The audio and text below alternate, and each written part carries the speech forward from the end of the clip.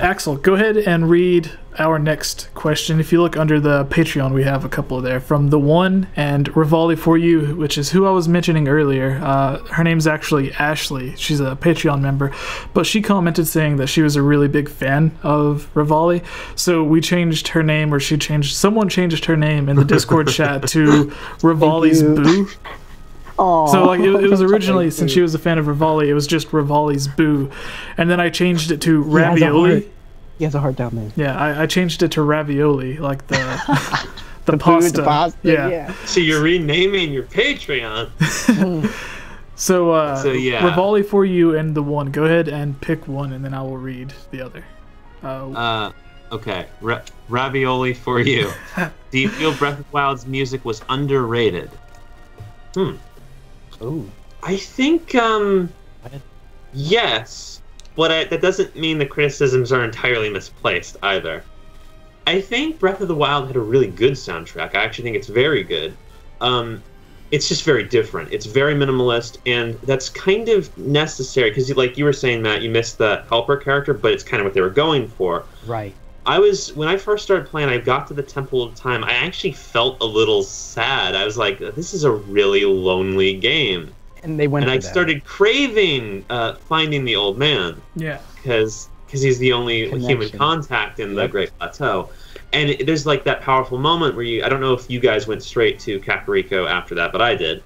And on the road there, I meet this guy on a bridge who's just scared at Hyrule Castle. And he's just happy to have someone to talk to, and even though he thinks you're nuts, he tries to stop you from killing yourself. Yeah, he's like, no, don't jump. Like, don't go, don't do it. He's like, even though he thinks you're nuts, he's just like, hey, take care, man. He's just like, I don't know. That was the whole build up of the game. So the minimalist soundtrack, it just ties into that loneliness, that kind of post-apocalyptic sadness. So I respect that. It's not the direction I'm crazy about, but I will say this. I respect it for that game, but the tracks that are more higher energy, that do come up when you like fight the Guardians or the Lynels, etc., or just normal enemies, that stuff is on par with a lot of the stuff from the other games. I think that, like, even discounting the minimalist stuff, which I think is good, it's just not the same. The other stuff is very much the same in their own, at least in terms of being their own style for a specific game. Like every Zelda game has its soundtrack style. And I think that they're very good songs. Like I was saying on the first mailbag in 4 years, that the Guardian theme is, I don't know, I think it's really cool. I think it's so impressive how it sounds mechanical, and it's just piano and violin. Crazy. How do you do that? Yeah, I think it is underrated. It does a lot of, like, Skyward Sword experimented with what had like the standard of Zelda music, like the Ballad of the Goddess was Zelda's Lullaby in reverse, or at least the theme of Skyward Sword was. So they experimented with what we'd already known. Breath of the Wild took that a step further. Like if you go to any of the stables, it's like a remixed, weird version of Lon Lon Ranch. The Temple of Time theme is still there, but it's slowed down so much that it not only does the Temple of Time and Breath of the Wild feel empty, but the music makes it sound empty. Because it's like they slowed it down, so like in every not 10 seconds, every like 3 or 4 seconds you'll get another note. But if you play them back really fast, it resembles the Temple of Time theme song, and the same goes for Kakariko Village. So like they did an excellent job of what they were trying to accomplish, but a lot of people don't like it. But for what they were trying to do, it's a masterful execution of Skull. It is. Yeah. And then, sorry, what were you saying, Matt? I was just gonna say my comments on it. I thought what they were going for, they executed perfectly. And even if you notice as you play through the game, you'll be in a town or a village, and you'll hear the theme, and it's great. And then at night, in every single place, they halftime it. They cut the time in half. It slows down the music at nighttime to give you even more of like a calm, relaxing feeling. It was masterfully done, specifically in the Gerudo town. I thought it was fantastic, the difference in day and night. The minimalist soundtrack, speaking on that, I loved specifically the exploration when you're out on your horse and you would just hear like there's like 3 or 4 songs of piano notes that'll come in just piano. Yeah. I thought it had the spirit of exploration of going around perfectly. But what was missing in the game as a whole, in my opinion, was more of those thematic, like, amazing soundtracks. Like, I don't even remember if the Divine Beasts, did they even have their own themes per dungeon? I don't even remember if they did. Like, that's how non-memorable they were. I don't remember either. Versus, think back right now, can you think of the Forest Temple in your mind? Like, the theme. That's my favorite dungeon in Ocarina of Time. And you know the theme, the music is that there. Made it sound so haunting. All the music. Yes, exactly. And so the Minimalists, I thought they executed perfectly, 100%.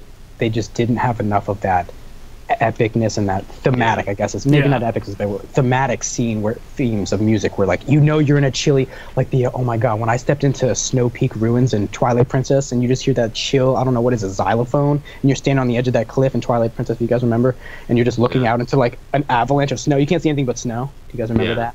And just that song plays, it's just so chilling and haunting.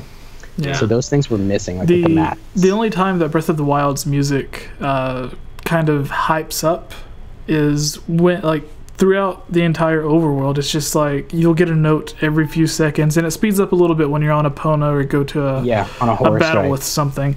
But when you start getting closer and closer to Hyrule Castle, you start hearing more and more layers to the song or to the background music, and then eventually when you get close enough, all of the instruments are there and you hear the original overworld theme from the first game, but it's like a fully orchestrated version, and it adds to the epicness. I didn't mean to ruin that for you if I did. Sorry.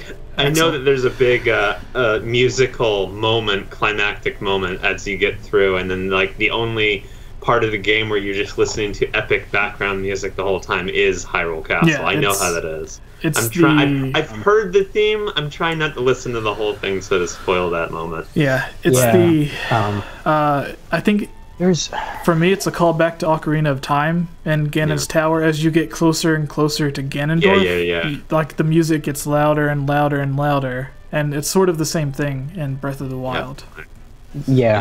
And they have the great themes too. Like you got your, the Zora, the Kakariko. Like the villages have their themes. The Gerudo, the Gorons, like they're all there. So the soundtrack, like Axel said, absolutely on par with every other Zelda game. It's just like I feel like we're missing just a certain, thematic in some degree. So we'll get through this last Patreon question, and then we'll do one final question, then we can go. That way it doesn't take too much of everyone's time. It's already went on a little bit longer than I was expecting, but we got caught up in a lot of the discussion. Right. So our last Patreon question comes from the one who says, would you play the beta version of Twilight Princess? And do you think it would be better than the current Twilight Princess? He posted a second paragraph saying, there is a lot of cut content from Twilight Princess from seeing the early trailers of it. Right. It looked like Twilight Princess could have been a completely different game if the beta parts were not cut out. With the topic of Ura Zelda still ongoing, and is an unreleased game that many fans want to experience. The same may be for the beta version of Twilight Princess. So he's referring to whenever they first showed off Twilight Princess at E3, there was that trailer that they showed off that got a standing ovation from everyone. The greatest reaction ever of any trailer ever of E3. It's literally the original reaction video. But they showed off a lot of stuff in that didn't make it into the final game. Like there's Link picking up the little dog or cat from the forest and like running away and stuff. There's like a deep forest in there, Yeah, but I kind of feel like that's with every Zelda game. There's always cut content, beta footage and stuff. How about Breath of the Wild? Do you guys remember the Guardian smashing that pillar when he was chasing Link and the pillar just crumbling into nothingness? Like, I thought there was going to be destruction in this game. He breaks the bridge. Remember? He breaks the bridge and stops Epona from going. I thought destruction was coming. Yeah. But what are your thoughts on this, Axel? If you can remember anything about the trailer, like the beta footage, would you prefer that experience over what we did get? So I wasn't one of the people who saw... I wasn't that big a Zelda fan back then. That's the thing. So I kind of... I'd always played the Zelda games, but I became a big fan basically when I joined Zelda Dungeon. That was when I was really into the idea of making the fan games, and I was really thinking about the series a lot. And from there, I kind of got more and more into it, and now it's my favorite game series. So I wasn't a big fan when Twilight Princess came out. I wasn't part of that hype.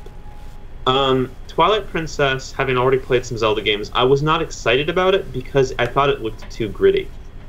I like the stylized looks of Ocarina of Time. Some people say Ocarina of Time is a realistic game and Twilight Princess was just like Ocarina of Time. It's not really true. Ocarina of Time had the anime look to it even back then. For sure. Yeah, they... for sure. So I'm more into that. When Twilight Princess was first announced, it looked really dark. And I remember having the same impression when I saw concept artwork from the game after it had come out. When I finally played it, I didn't find it as dark as I was expecting, and I actually enjoyed it a fair amount. Like, I basically expected to hate Twilight Princess, and I didn't at all. It was a fun game. So I loved it. Yeah. But there definitely was some aspects of the trailer that were definitely a little more distinct from the other Zelda games. There was a lot of dark. I think it looked darker. It looked creepier. It did. In the trailer. Yep. But I also think that may have been an interesting direction, just in the sense that I feel like in some ways Twilight Princess did play it too safe. Like, there's definitely, I think, a moment in development where they probably were like, let's cut it back and make it more like Ocarina of Time.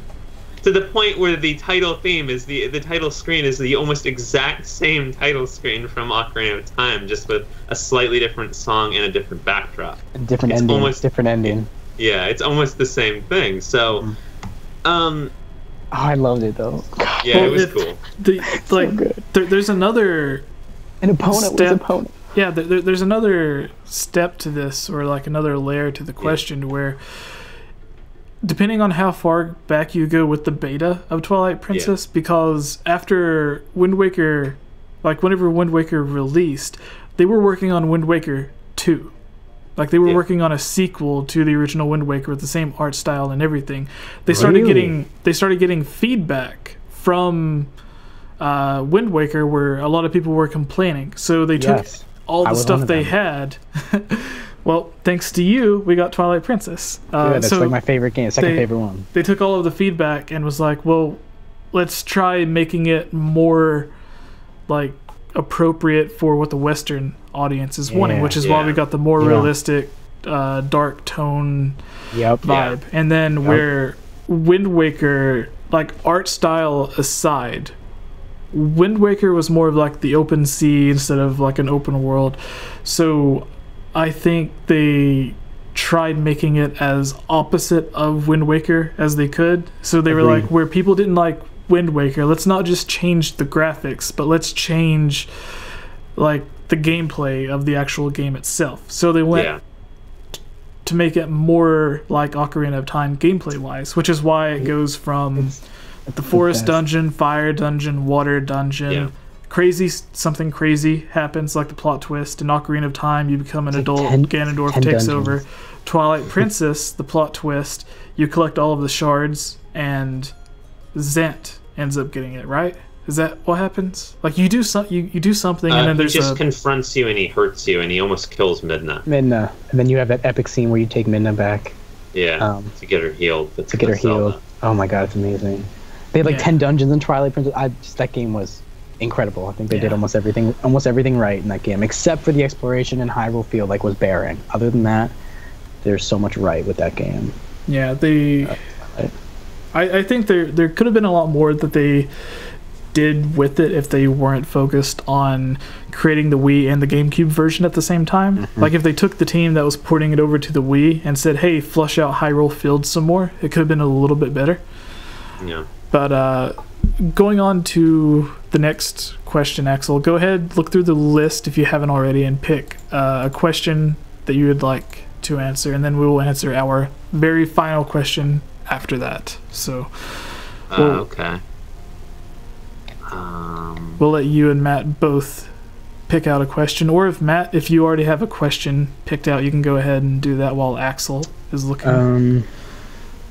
We'll let you both choose a question that you want before we end it. Let's see. Well, Storm Gaming HD says, do you guys ever think that there will be another Zelda game like Majora's Mask where we can transform into other races? I was about to pick that one. There we go. Perfect. What are your guys' thoughts? I would love it personally. I think it'd be fantastic. Yeah.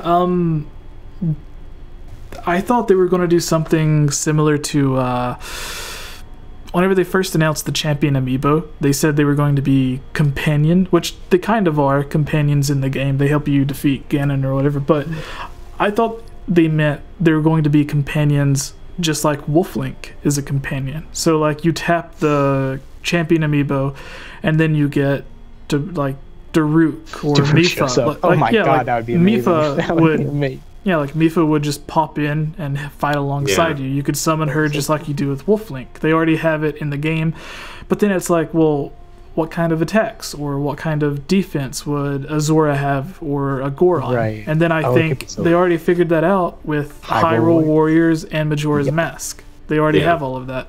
So, like, they wouldn't have to do much. They already have an AI partner mechanic with Wolflink, just alter it a little bit so it works with a Goron.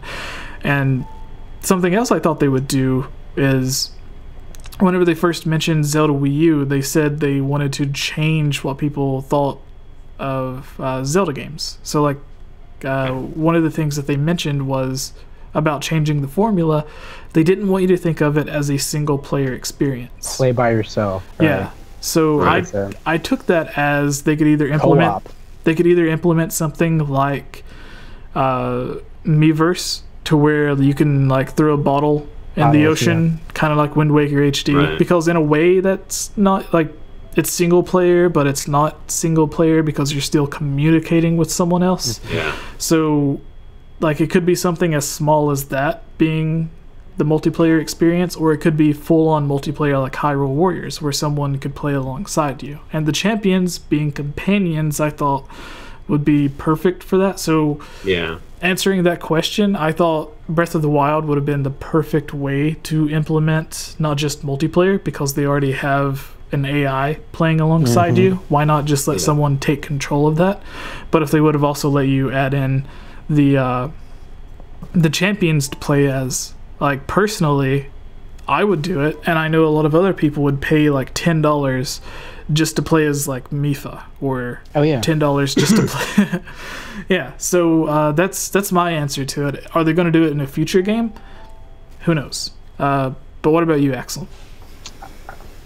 I just talked about it on the last mailbag. I thought the idea of doing a game where you revisit Termina and have it be like, you know, like what happened afterwards kind of thing would be fascinating. Cool. Revisiting Termina, not necessarily going over Majora's Mask's story specifically, but just seeing that world again would be really cool. That was the other part of the question.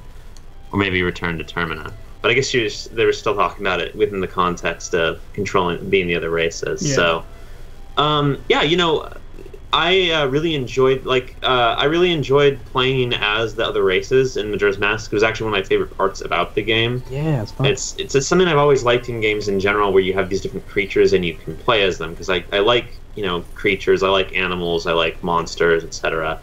I always, like with Kingdom Hearts, they have all the heartless monsters. I always kind of thought it'd be cool if you could play as Heartless, because they always have these weird form changes anyway. So why not do something cool like that? So, yeah, bringing that back would be a really cool idea to me. Sorry, I just thought of like Frieza from Dragon Ball Z, where it's like, this isn't even my final form, because he's always changing. So, but you know, they'd meme it up real like crazy if you could change forms in the next game. Yeah. Maybe level up the different It'd be cool if they could come up with a way to control or turn into the monsters too. But yeah, even just turning into the other races would be awesome. Yeah. I always had this idea of them taking the gameplay of Zelda and just making it an online game, like an MMO. It was just gonna play like Zelda. Yeah. But you can create a character with a lot of different out of all the races, and maybe you go collect the items so you can solve different dungeons. Blah blah. But maybe you don't have to get all the items because your race abilities will handle it. Blah blah blah. It could be really cool. So that's one way I thought would be neat. Would you guys be open to like a co-op experience in Zelda, like just a 2-player co-op, and you go together through the world? Or? Well, actually, during one of the interviews with Al Numa during Breath of the Wild, they asked him what they were going to do to like follow up to Breath of the Wild, because Breath of the Wild was getting like 10 out of 10, 9 out of 10 everywhere. Right. They asked him, what are your plans for the next Zelda game? How can you follow up on something that everyone's saying is so perfect? And he said that he would like to take what he learned from Triforce Heroes on the 3DS and apply that to the Breath of the Wild engine. Really? Yeah. He said that. So that could be him. Like that could be him just playing around where he looked at his paper Zelda shirt and said, "Yeah." And he's joking, right? So it could have been him just like doing a throwaway sentence that doesn't mean anything. It's a little more on the level. Because at first I rejected the idea, thinking about a co-op Zelda. I was like, nope. It's always got to be single player. It's got to be single player. But like over the past couple of years, like my heart and brain has opened up to more ideas to what Zelda can be. You know, like it doesn't always just have to be this thing. So a co-op experience, I think if they do it right, I feel like it could be really well done. You know, I don't want two links, just like two links. It has to be another character introduced, make me care about this new character, whether it's a guy or a girl, maybe a girl, right, to play. Link like a friend. A friend that Link grew up with this time, you know, something to care about this other character, and I think they could really do it. If it's online with the Switch, like you don't want to play as Tingle? Online, yeah, we could do Tingle too. I'm just saying, whatever the character is, like, they do it online with the Switch. You could play like I'm at my house, you're at your house. I think that could be incredibly well done. Yeah. Yeah. It's not the kind of thing I would consider like the most basic Zelda experience. It's more like it would be a new idea.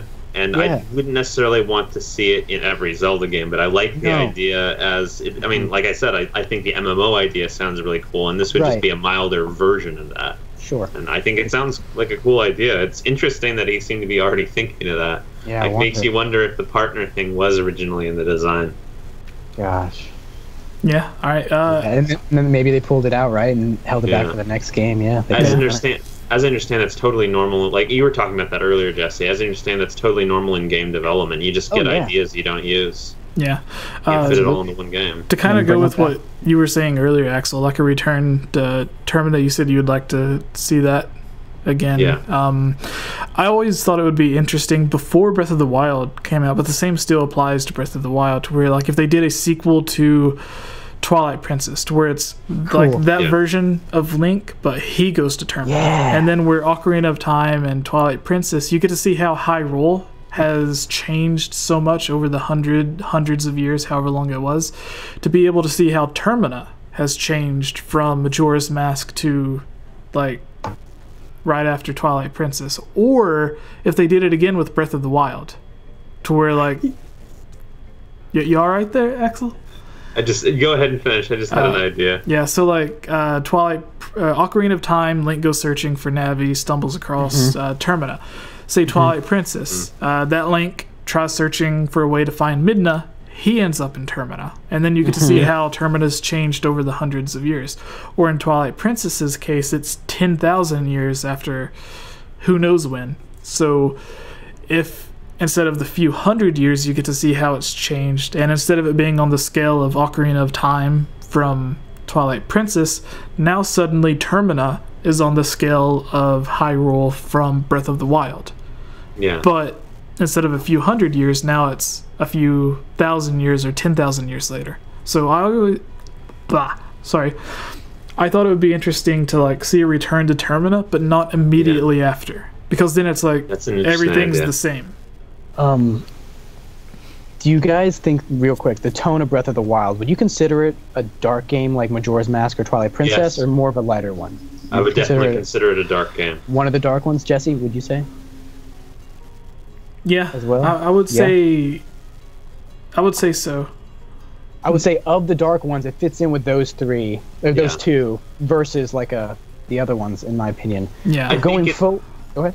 I think it's very reminiscent of Majora's Mask in a sense, just in the because I never considered Majora's Mask a dark game when I played it, but in retrospect, thinking about the themes of the game, there was very much an idea in the game where, people die because people die left and right in Majora's Mask, but it's like peace in death. That's what the Song of Healing is all about. It's all about healing these people, letting them pass on.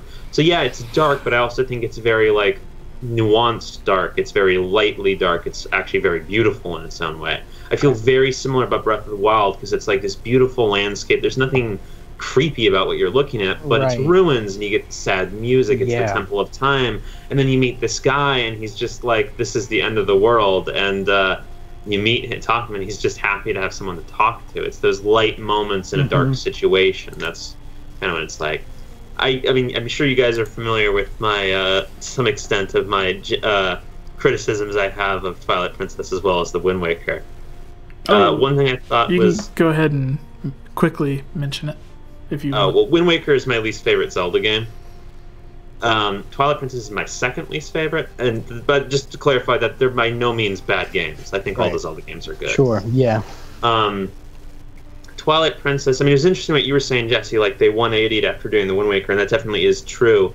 I also think that's the fundamental mistake, because I feel like when they were developing Twilight Princess, they did it because they were like, okay, well, maybe we should do this then, instead of this is what we want to do, this is what's going to work for the game. I feel like Twilight Princess, yes, it's the most realistic Zelda game, but then you have guys like Russell who have these weird, awkward, kind of cartoony faces. It's not really realistic, but it kind of is. Yeah. It's like, I don't feel like Twilight Princess was a game where they had like a cohesive idea on what to do with the art direction to some extent.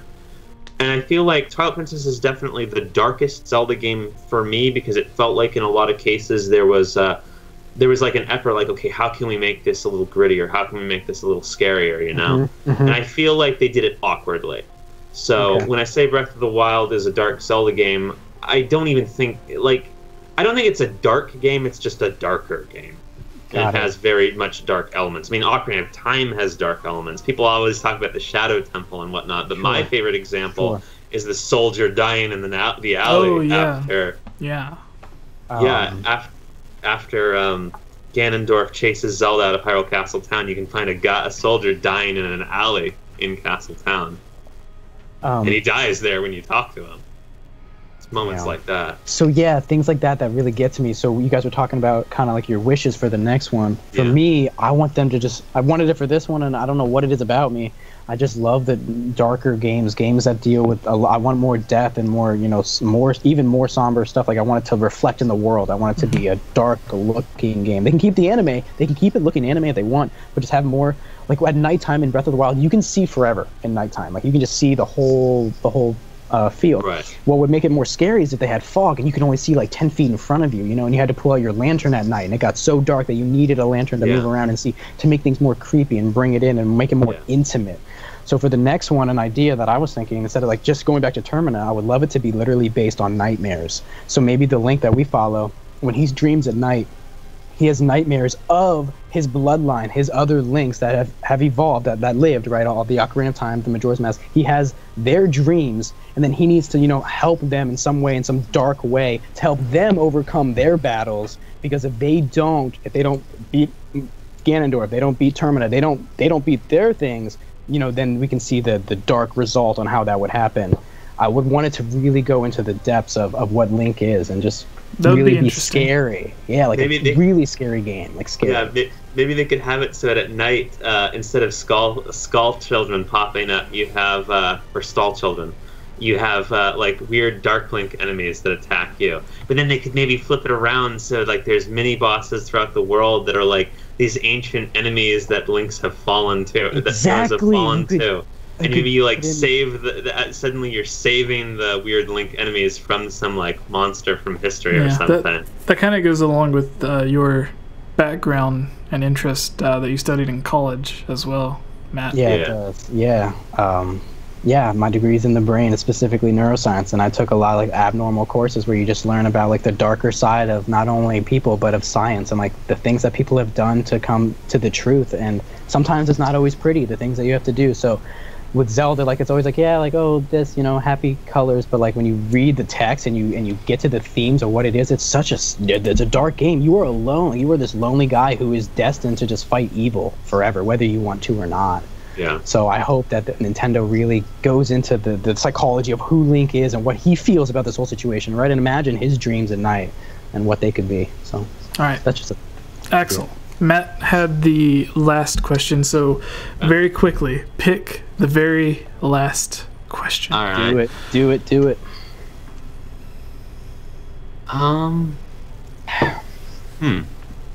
kind of went over a lot of them. Oh. Wait. Let's see.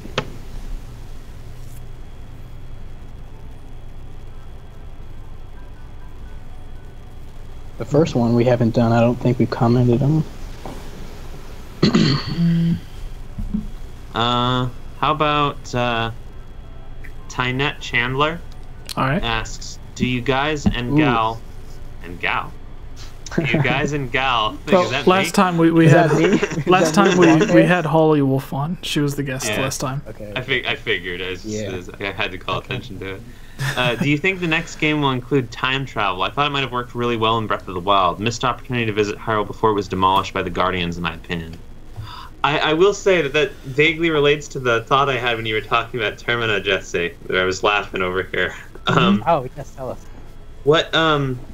Because Breath of the Wild is an empty game. Well, not empty, but it's a game about a demolished Hyrule, right? This person's talking about Tynette is talking about the idea of seeing Hyrule back when it was alive. But I thought it was funny your idea of seeing Hyrule in different time periods. What if they did a spiritual successor to Majora's Mask sequel to Breath of the Wild thing where you went to Termina and it was like the opposite of Breath of the Wild where it's just bustling and full of people. I would love that. Yeah. Oh, I wanted to see that in Breath of the Wild even. I wanted to see the people, the town. I think that would have been really good if they would have incorporated like playing back a memory instead of just seeing the memories as cutscenes. If you could go back and explore Castle, because they created it, like they took time to build the city of like pre-Hyrule Castletown where there's like hundreds and hundreds of houses. And, like you see the cutscenes where like it's all getting destroyed and stuff. But like if you could go back and explore that town and Breath of that, I think that would have been really good. It was definitely a big missed opportunity, and it was something a lot of people wanted with DLC that we didn't get. What if they got rid of the shrines and instead it's just memories? It's not, they don't even have to do it as time travel per se, but maybe you remember some like battle you had in old Hyrule and you regain some power. That's what I'm getting at, guys, with the nightmare. Like it could be present time, but when he sleeps he can go into other Link's nightmares, their dreams, you know, back in time, or so have you. I'm a little skeptical in general of like going back to some of the like not all of them. I'm sick of Zelda games having musical instruments. I'm like honestly tired of it. Like I'm honestly just. On the 3D ones, I miss it. What? I miss it because it's not in Breath of the Wild. So after playing the whole game for like 300 hours, I miss not having any musical instruments. Yeah. So I feel a little similar about the time travel thing, but usually when they do it kind of well. It's just kind of odd how it keeps cropping up in the series. In Phantom Hourglass, you use time freezing powers to defeat the final boss, and Skyward Sword, there's this little plot thing where you go through a time gate. It's like, wow, you guys are a little fixated. Isn't it also 10,000 years in Skyward Sword too? I don't know. Like, I could have sworn the Temple of Time, like when you go through that gate, it's 10,000 years, which is the same amount of time. Like I thought it was 100 years because Impa is still alive. Is it? Is it? Maybe it is just. Yeah, there's like old Impa and young Impa. I don't think it was that. Okay, cool. So unless she's got like future tech keeping her alive. True. Anyway, there definitely is some cool ideas they can still do with it, though. And even in one of my Zelda-ish game ideas, there's a time travel reliant game where all the dungeons are at different points in time and stuff like that. So, there's cool ideas. Oh. Yeah. What do you guys think about the young old Link? I think that's a pretty cool idea. Bringing Ocarina of Time. They haven't done that since, right? Or am I remembering? Like they have not done that since Ocarina of Time, right? They haven't. But that's because Ocarina of Time's story was inherently spent around it. Right, but they could make another story, you know, with having that, even if it's just memories or something. Like we said, could be just memories. Link playing as a kid in the garden, you know, and then like an evil cloud comes and fast forward to when he's older, right? That could be cool. Yeah, I mean, there's a lot of interesting stuff that they could do with it. So many things. One of the things that I liked in Twilight Princess was they very delicately had time travel with the Temple of Time, because you get to it and it's all in ruins, but then you like do the Master Sword stuff and you can go through the door and it takes you to the way that it used to be. Yeah, I won't lie, that's probably my favorite time travel moment in any Zelda game. It's so good. You just open that door. Yeah, and it looks almost identical to how it looked in Ocarina of Time. And the music is just updated. It's the same song, same monk singing. The window that you walk through to get to the actual temple is the same window that Navi flies through in Ocarina of Time. When she leaves. Yep, the rainbow staircase. Like, amazing. That game is just like one huge callback to Ocarina of Time. That's why it's like my favorite. Ocarina is my favorite game, and I think Twilight is my second favorite. But what were you going to say, Axel, I think you were going to say something before. I think I was just going to say what I like about that is it's a time where they, unlike, say, Phantom Hourglass, and to a lesser extent maybe Skyward Sword a little bit, because like, why is it have to be time travel that they use to hide from Garaham? That's the thing I don't entirely get. I know they did the whole thing about sealing stuff, but whatever. Anyway, point is, I liked it in Twilight Princess because it felt like it made sense to an extent. They like created a little thing out of it. Yeah. And I don't know. I guess my point isn't really that I mind time travel or even instruments per se. It's that I feel like sometimes the Zelda series is just trying to like, yeah, you know, Ocarina of Time, you know. Like, I feel like that's what they're doing a little too much sometimes. Wind Waker even had like a giant statue of the hero of time. Yeah. So like my favorite. Okay, here's the point. Here's I think the most important point about that. Majora's Mask was literally built out of Ocarina of Time's assets, engine. It did the instrument thing even bigger than Ocarina of Time, but it doesn't feel like Ocarina of Time. Yeah. Every turn, it's trying like, hey, you know, this is an Ocarina of Time. That's right. I feel like that's really something. I feel like that's a lesson to take forward when trying to reuse Ocarina of Time stuff. Okay, yeah, Ocarina of Time was awesome. Maybe you should use some of the stuff from it again, but you know, Ocarina of Time was like 10, 15 years ago, or 20 years. How long has it been now? 20 years now. 20. Okay. So like 2018, which is, I always thought Nintendo should like do an official HD remake of Ocarina of Time in 2018 because it would be like, what better way to celebrate its 20th anniversary than to like do an official HD bring remake. it to the Switch, right? Yeah. So I thought that was kind of interesting, and like what you were saying, I never really thought about that. Like Majora's Mask feels almost nothing like Ocarina of Time, but it was created from like leftover Ocarina of Time stuff. And then I think that's Twilight Princess, which is a game that's built on an entirely new engine almost 10 years later, completely different Link hundreds of years later, and it feels like that entire game feels like a tribute to Ocarina of Time. To where the game that uses the exact same Link, the exact same engine, all of the same characters, items, and stuff like that feels absolutely nothing like Ocarina of Time, even though, I think that's a great example. Like, it's not a literal example, but it's a great example of what I meant when I was saying, like, wow, that point got away from me. It's just an example of when. Wow. Okay, I don't remember. Never mind. I hope Grezza's working on a new game with a Majora's Mask engine for the 3DS, like a new Zelda. Give us like something that doesn't feel like Majora's Mask and doesn't feel like Ocarina of Time. Give us a new Zelda like that. Oh my God, it'd be amazing. It would be very cool. Absolutely. I guess that brings us to the very end of the podcast. So thank you, Matthew. Thank you, Axel, for joining. Thanks for I apologize if I took up too much of any of your times. I was expecting this to go like an hour and a half maybe, but like all of the conversations that we got into ended up going on so long. So I definitely had fun. But for everyone that's watching that may not know who you are, Matt, why should we care about you? Just right now, basically, my YouTube channel. I have another one, but the one I'm actually just focusing on gaming right now, so I'm just doing games on it. It's Mr. Infinity. I don't know how you're going to find me because there's lots of them out there. I think it's just like MR and then Infinity, the word. Yeah, and there's exactly. So I'm just doing like some Let's Plays and stuff and walkthroughs right now. But other than that, I love Zelda. It's my favorite franchise, favorite games of all time, and anytime I'm welcome, I would love to come back. So awesome. Thanks. And if people wanted to follow you on Twitter or anywhere, where could they go? Twitter is, I believe, Ratmiggy, RATMIGGY, and then Instagram is probably better. It'd be Lazy Lion 64, like Nintendo 64. Lazy Lion 64 is Instagram. So, those are my. Cool. And Axel, for those who may not know who you are, who the hell are you? Who am I? They know him. I've been working on Zelda Dungeon for a few years now. I have a long catalog of mailbags answering random Zelda questions, some other video discussions. I talk about Zelda a lot. I have my own channel. It's just Axel the Beast on YouTube, as well as a blog that I haven't updated in 4 years and might be updating eventually at some point here. It's also just called axelthebeast.com. I have Facebook and Twitter, but you can get to those from those other sources, so I won't bother mentioning them here. Hopefully I can, in the future, just start talking about all kinds of stuff, because there's a lot of topics I'd love to get into. But basically, Zelda on Zelda Dungeon, ZeldaDungeon.net, or the Zelda Dungeon YouTube channel, and anything I feel like on the other one. And I think I can speak for everybody when I say, Jesse, keep doing your thing. We're happy to have you. Definitely. And Axel, we're happy to have you back. Keep doing your thing. We can't wait to see what the future holds. I think I can speak for everybody when I say that.